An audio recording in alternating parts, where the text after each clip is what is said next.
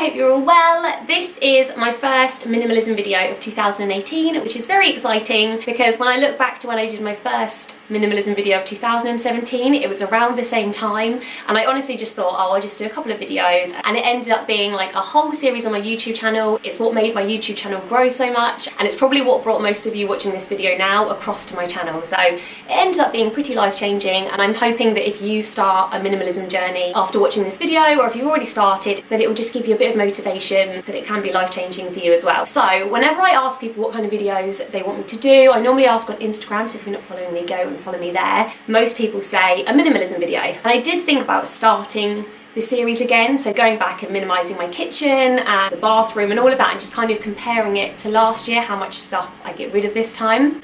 And I think I will still do that, but I thought for my first video I would just talk about 5 things that you can minimise this year. Starting today, you can start with the tiniest of little tasks and it will set you off on your path to have a very minimal life. So the first one, of course, is stuff. When people think of minimalism, I think the kind of first thing that springs to mind is having very few items. So clearing out, decluttering, having like a capsule wardrobe, just getting rid of your stuff and having a much lighter home. That is a huge part of it. I think if you're planning to minimise your whole life, stuff is it's instantly gratifying because you see the space and you feel the space, but it's also the easiest one to do. So to minimise your stuff, I've done loads and loads of videos which I'll link below. Whether you do it room by room, or maybe you just do 1 bin bag a day and you go around each room and take like 5 items, or you could do it category by category. Either way, it's beneficial. Okay, so number 2, my second thing to minimise: people. I know that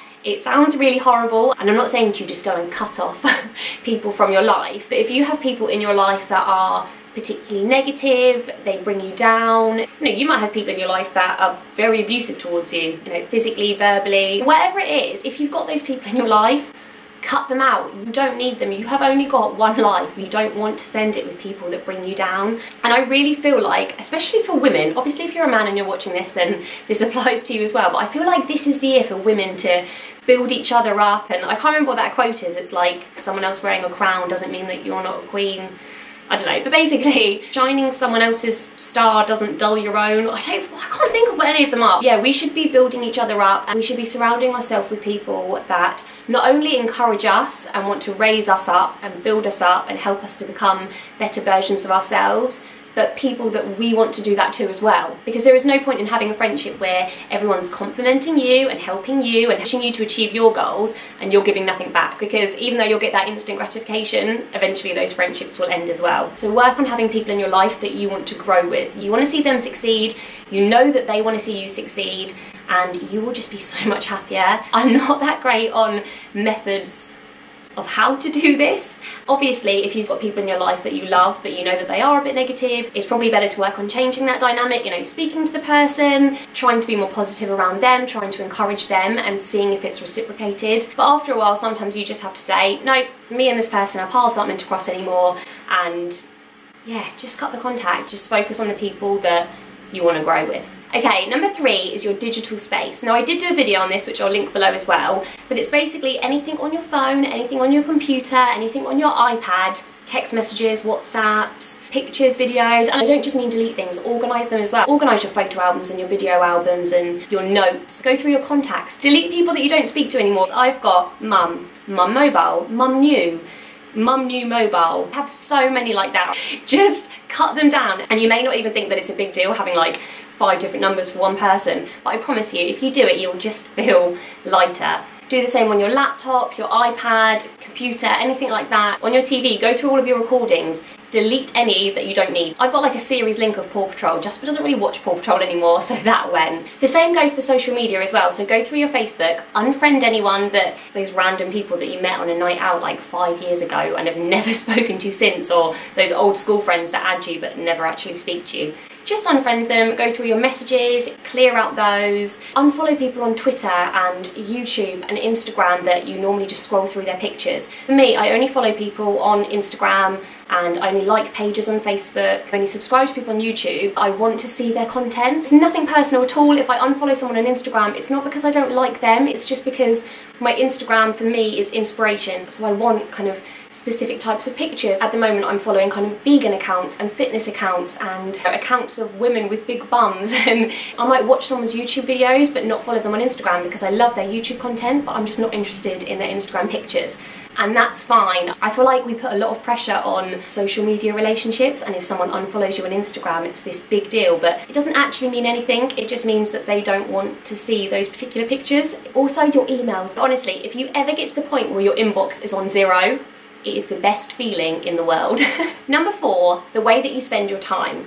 And this is something that I'd never even really thought of. It wasn't until I'd minimised my stuff and then my digital space that I kind of thought, actually, there's a lot of things that I do that I don't need to be doing. Whether it's responding to emails, going to certain baby groups, I don't know, cleaning or tidying or working, any of these things, just think about the things that you really need to do, you really want to do, and you really love doing. So for example, I used to take Jasper swimming. He didn't really enjoy it in the end. He would always moan before, during and after, and in the end it was such a stressful experience that I just thought, well, if he doesn't want to go, why are we going? It's such a waste of time. So he stopped going. Now we only go to the baby groups that he loves. And it's the same with everything. So I go to the gym because I love it. I meet up with particular friends because I love to do it. I take Jasper and Jensen to particular baby groups that I know that they love. I do things that I need to do, like paying bills and food shopping and cleaning, but I don't do it in excess. And of course I do things that I want to do as well, like spa days, and well, pretty much everything that I love to do is what I want to do as well. I stopped replying to every single email because I felt like I had to. So there are some where they call me by the wrong name, or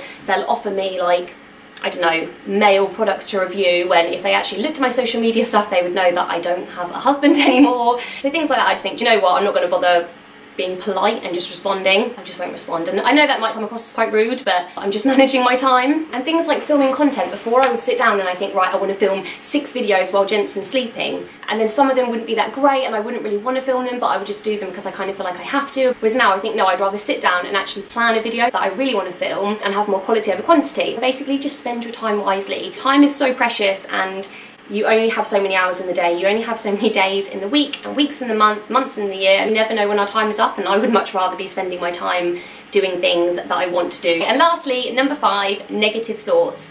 Minimise the amount of time that you spend being annoyed, angry, sad, irritated about things that you can't change, because thoughts, especially negative ones, have no impact on reality. They can't change anything. All they can do is change your behaviour, which will probably then make the reality even worse. If you're angry, you're more likely to send that aggressive text, which is going to make the argument go on even longer. So what I found is either distracting myself from those negative thoughts, so doing something that you enjoy, like going to the gym or seeing friends or calling a friend, whatever it is, do that. And the more that you distract yourself from negative emotions, the easier it is to get out of them in the long run. I've also found that trying to change your thoughts from negative ones to positive ones, I know this sounds like a really obvious thing, but I found the more that you do that, the more you train yourself, it just becomes second nature. Because sometimes we do have to think about these things. You know, if something's worrying you, yeah, you can go and call a friend, you can go and watch a program, but maybe that thing does actually need to be thought about at some point. So changing your mindset will make for a much more positive outcome. It might mean that you need to speak to a friend or a family member, someone that's very positive, to help you see that positive side. It is difficult when you're angry or you're stressed. It's hard to change it around and think,